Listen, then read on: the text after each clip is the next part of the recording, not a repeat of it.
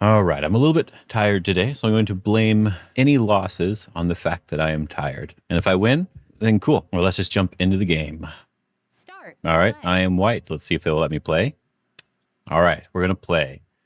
I am probably going to do my normal opening just because I kind of feel like it. When I'm tired, whenever I'm worn out in any way, I like to default to something that's very familiar. So in this case, I don't have to think about this opening. I can just play the moves and not really worry. As they're doing this one, normally I like to pincer, but in this case, I'm just going to let them have everything and see what they do. Nice. Okay. So I'm going to say the left side's probably solid, but we have two very solid corners, so we can just move on. The problem that I have is that it's hard to approach because it's hard to really build because I have the third line stones. So we're going to be playing from the inside. Then if they pincer, we will take the corner, but we're prioritizing the corner versus approaching and building. It's a little bit different. Yep, just jump here. Now, the top side has very little value, and so does the bottom side. It doesn't have that much value. But it was probably still better for them to play on the bottom side. Because we don't care if they take the outside. We could go in here, try to get a little bit more of the corner. But I think for now, we'll just approach. If they kick us and attack, jumping out towards the center will be fine for reducing them. That's an interesting move. It's really far away, so I think I'm fine with just playing the standard attachment. I like to always play whatever is sort of the standard move because that simplifies things quite a bit. Oh, okay, they're going to connect up. Don't really have to answer, but I like the idea of getting rid of the tiger's mouth, so we will answer and then we'll deal with this influence as it happens. Let's see what they do. All right. So how are we going to reduce? If we play too deep and they attack us from the center, they're also still building the center. There's a possibility of pushing and cutting to capture one stone, but then they just sort of close off the center. So I think we will just take the line here and just play on the line. I kind of want to play Tengen, but I think I want to get rid of a little bit more than that. Let's ask them what they want here. Are they going to separate? They are going to separate. Okay. This gives us a little bit more Aji with this area. So that means maybe we can actually just live here. So now that I know that this is available, I'm more interested in this shoulder hit now. And still we're going to be jumping out as quickly as we can and making some nice shape here. The point is just breaking what they have. So I don't care if they take a little bit here. My goal was breaking the area overall. I think I kind of like the idea of either jumping out again or pushing over the top, but where is a good follow-up for me? If I push over the top, I can maybe jump, which is threatening the Atarian here. So I think I'll push, yeah. And then we can jump. Yep, I will connect because I am threatening them. It's an interesting move. If they really want that, I'm happy with it. So I said I was doing some sort of threat here. And we can still threaten because we can do this to Atari and connect and also threaten this push and cut. So the real question is, do we want to push and cut? Actually seems perfectly fine. We're only threatening these stones, but threatening these stones could give us access to the other side. So sure, let's push and cut. So we're just going to build here instead. I don't care about the points on top. I think we've talked about this many times. The points on top there are not really that impactful. And more so the points on the side and such are the important ones. Well, I'm just going to connect my group up because this feels really nice. Now I know for sure that my group is solid. And as I said, I don't care about these points at all. So this isn't doing anything to me. This is just focused on the points I could have maybe made. So let's play a move that's sort of threatening them. Like this is here to threaten the potential cut. As long as my group over here is solid, I don't have to worry about making another group. Okay, we can Hana here. And I might even just connect. But I guess Tiger's Mouth is better, so I can connect to the center. And I will do the diagonal, because then I could come underneath here to get some more points if I want to. Sort of like as an end game position. Yep. That's very unusual. And my group is connected, as I said, so my priority is actually invading the left side. All right. They still need to connect in the center before this is solid. All right, good. So we could just jump down here, and this is already threatening the get rid of more points. It's not really threatening the group, but it's getting rid of points and also threatening to make eyes. So going down here is a good thing. And here we are able to go over the top of their group. So this feels really nice. They're going to do it this way. Okay. So if we connect here, they do Atari. We connect, they have to play another move, and then we could connect underneath, and they're going after this group. Or we do this one. We have one eye, and they capture here. And they do have a little bit of shortage of liberties. I'll think about this one for a little bit. I think connecting on the outside is the smarter move, and they do also have this shortage of liberty idea. So we'll be jumping out here. And these stones are not connected yet. And that is just poking my eye, not actually attacking me. So I will be attacking them first, pushing them towards my wall. Could even do this one. Fixes my shape a little bit. Interesting here. We can push and cut to attack this side. So I feel like we can push here. We're sort of threatening to connect and to push and cut. Well, they're going to connect solidly. So they want to hurt my group more. So I want to play in a way that still allows me to potentially come back and connect to this group, though it is slightly difficult to do that because they do have some sort of way of maybe cutting me off here. So I'm just going to defend like this. They're defending as well. So then I will defend my cutting point here. My cutting point's already defended, so we're pretty happy with that. And now I wonder if I can come in to the left side. I think I'll Hane and connect because then it'll leave these peeps, peep and clamp, to take the left side. And if they defend, we'll go to the corner over here. I'm going to push here.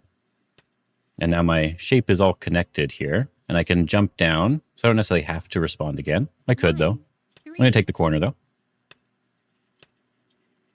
It's the big move right now. They did this wrong, so I can turn first. It's like a small mistake, so we can get this one first and then capture. They still get this Atari, so it's fine. So we can block this way and defend on this side because we want to be connecting to our group. We don't need to be worrying about these two stones that are not really important.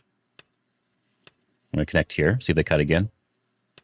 Okay, now they're turning, but that group's already alive, so we don't really need to worry about that. And I will just be connecting. Yeah, we'll just play the basic connection move. I'm probably playing a little bit more loose than I normally would, but I'm still also trying to make sure I'm very solid throughout. Like here, I don't even need to respond to that, do I? They could push and cut, I guess, but then I'm alive, I think. So I wonder if I could extend here, actually. Probably not. We'll just respond. It's big enough, I think. We can just play this one. This one protects the cutting point. There's no push and cut here, so we're able to play on this side. This was just to defend, so it's already defending. We don't necessarily have to worry about that too much. It's still pretty big to come back and potentially take a couple points away from here. Is there anything I can do over here? Kind of looks like it, actually. If they go down, we can jump.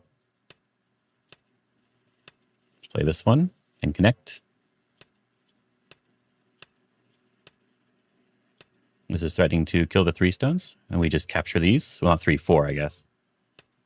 Yep. We can Atari here, and this whole group is now dead, it looks like. Yeah, they were a little bit too aggressive there. They need to back off. Yeah, so I'm not sure how good the commentary was for this one since I was tired, but I think that was actually kind of a fun, sort of exciting game overall. I don't always play exciting games. That's what happens when I'm more worn out. The games get more exciting because I start playing like this looks like fun or this looks like something interesting, and like this one should just work. I'm actually kind of curious, but I think this does just work. I think this is exactly how it should be in the game. They have to sort of connect, and then we can connect. And if they go this way, we can block here, and if they pull back, we can connect with this and then kill these 4. So it looks like this does just work. Let's take a quick look at the graph because I know this one definitely went up and down instead of like a smooth one. But I guess we should look at the analysis a little bit first. Let me see if there's anything I want to say. I think here is the only real area I kind of want to talk about, and this is where Black sort of went wrong. The reason I decided to do this shoulder hit was because they decided that T14 was the right way to answer my clamp. This is one of the big weaknesses of the connection versus going underneath, but since the stone's 2 spaces away, it's harder to go underneath the same way. You'd still owe 1 more move, basically. So my thought was that if they did decide to attack me, we do have potential stuff over here. Like you can see technically, like maybe I can just live on this side. Now it's not perfect that way, but you can see where the eyes could come from. So if that's available, Black can probably like attack more severely, right? But if that sort of variation is available, that means if I'm going over the top or if I'm going here, then maybe these Hanes and such will be potentially more deadly against this stone, right? If we're going this way, you can see that I at least have this Atari over the top, or maybe the turn here could be very annoying.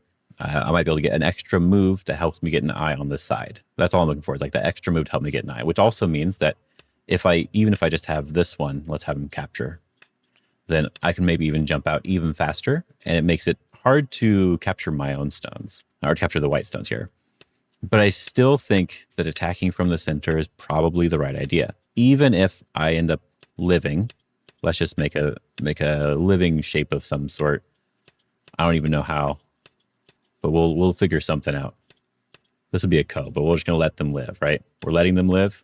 And all right, so we lived. So even if we do get this life, you see that black still has all of this potential, and they just need to jump out like from one side here, and it's still building this giant center. So that's why I say that the center is probably still more important. If you let me jump towards the center with this, even if you attack now, it's a lot smaller, but also gives me a little bit more flexibility with this group. And even here, I was worried at least a little bit about them attacking me. And I just wanted to see how we could manage this, right? Like, are we blocking here? Are we attaching here? Are we trying to make eyes? Like, how are we going to try to make eyes here? So I wanted to sort of demonstrate that idea. But they decided not to do that. And they were a bit more passive in their approach here. They let me get another move here, in which case I probably should have actually just jumped again, honestly. But they let me get another move here.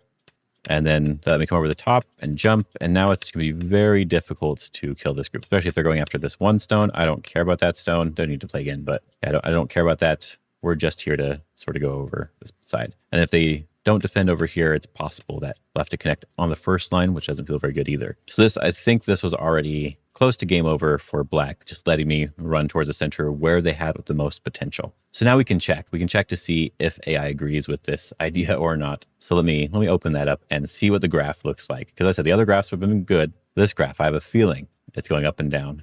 Yeah, so here's the graph. It actually was better than I thought. I never really dropped below my opponent. There were a couple times where they had a better chance because I played something that was a little bit silly. And I realized that, yeah, I thought it would be a bit more back and forth, honestly. But this does go to show you that just building in one large area is usually not enough. Something to really keep in mind for the people that stayed all the way to the end of this video is the points that we get in these corners, like 10 points plus another 10 points plus another 10 points plus another 10 points, right? That's 40 points. And then with combing, we have like 45, and there may even be more than 10, right? So like we can say 50 approximately. Well, we have to subtract 50 from what black is getting. So whatever this is on this left side, it's like 3 by 1, 2, 3, 4, 5, 6. So like 36 points, no, 36, 3 by 18 points, something like that. It's like 20, right? And that matches the 2 that we already have in the corner. And then they need 30 points over here to match what we already have on the board without giving us anything extra. This is why playing a Moyo game is difficult. However, these Moyo games are great for practicing fighting. If you can really pressure the group, you usually are going to win as well. So it's like a cheat code to winning, but also something you have to be very, very careful of. I really hope you guys enjoyed this video. I hope it wasn't too rambly or anything, and I'll see you guys in the next one. Have a good day and have fun.